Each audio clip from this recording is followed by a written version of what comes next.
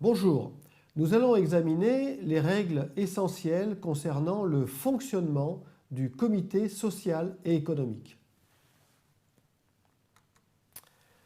Chaque élu titulaire au comité social et économique dispose d'heures de délégation pour exercer ses fonctions. Les représentants syndicaux au comité social et économique disposent d'heures de délégation dans les entreprises de plus de 500 salariés. Ces heures de délégation sont considérées comme du temps de travail et payées à l'échéance normale. Ces heures de délégation sont déterminées en fonction de l'effectif de l'entreprise ou de l'établissement, suivant les cas, en fonction du nombre d'élus au comité social et économique, avec un minimum de 10 heures dans les entreprises de moins de 50 salariés et de 18 heures au-delà. En plus des heures de délégation, vont s'ajouter les réunions du comité social et économique. Cela signifie que le temps de réunion du comité avec l'employeur n'est pas imputé sur le nombre d'heures de délégation. Et également, un certain nombre de réunions des commissions vont pouvoir s'ajouter aux heures de délégation avec un plafond. Il y a également d'autres activités qui viennent s'ajouter à ces heures de délégation.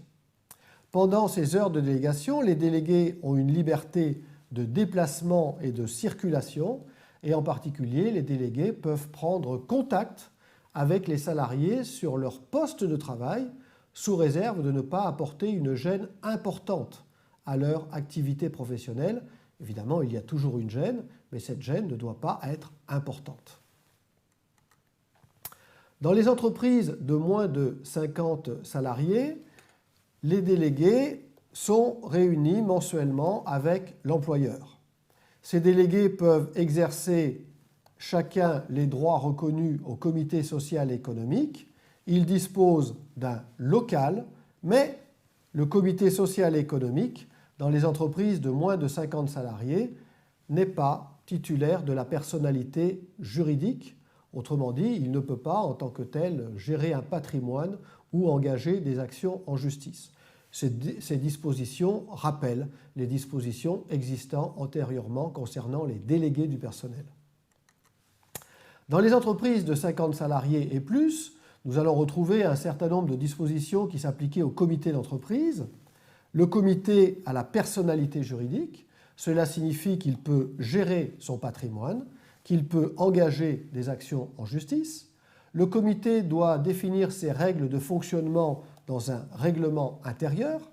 Il bénéficie d'un local qui doit être aménagé par l'employeur avec le matériel nécessaire pour permettre l'exercice des fonctions. Et le comité bénéficie d'une subvention de fonctionnement qui est au minimum de 0,2% de la masse salariale brute. Des réunions vont avoir lieu de ce comité social et économique.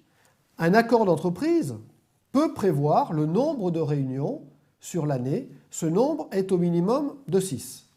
Mais s'il n'y a pas d'accord d'entreprise concernant le fonctionnement du comité social et économique, eh bien, ce sont les dispositions supplétives de la loi qui vont s'appliquer.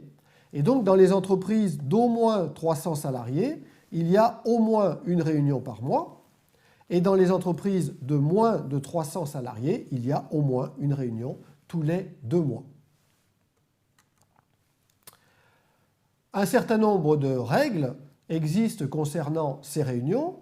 L'ordre du jour, point important, est établi par le président et le secrétaire. Ensemble, ils conviennent d'un ordre du jour. Cet ordre du jour est envoyé par le président à l'ensemble des membres du comité social et économique. Lors de ces réunions, des résolutions peuvent être adoptées, des décisions du comité social et économique sont adoptées. Elles sont prises à la majorité des membres élus présents, c'est-à-dire les titulaires et éventuellement les suppléants qui remplacent les titulaires. Et le contenu de ces réunions est repris dans des procès-verbaux. Et ces procès-verbaux des délibérations sont établis par le secrétaire du comité social et économique.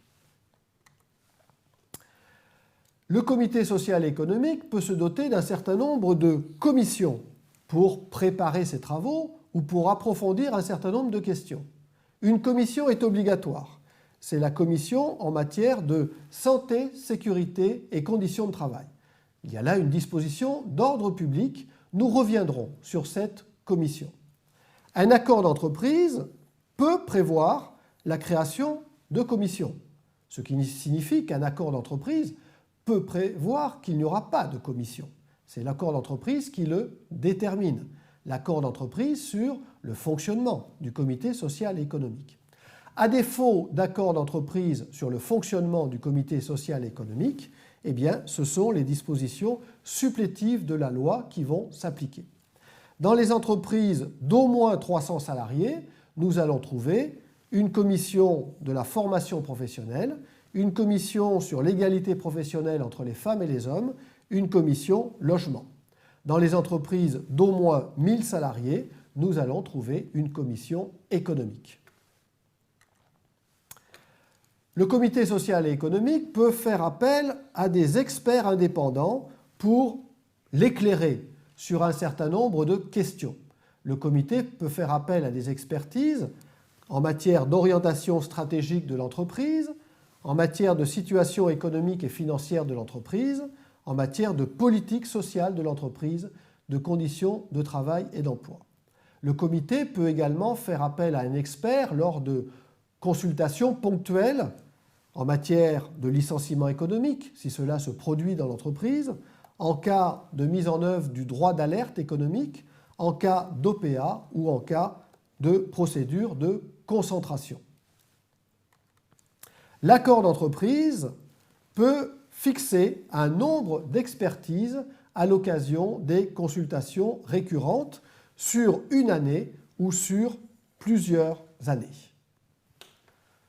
Le fonctionnement du comité social et économique va donc être déterminé par l'existence ou non d'un accord d'entreprise sur justement ce fonctionnement du comité social et économique et en fonction du contenu de cet accord d'entreprise.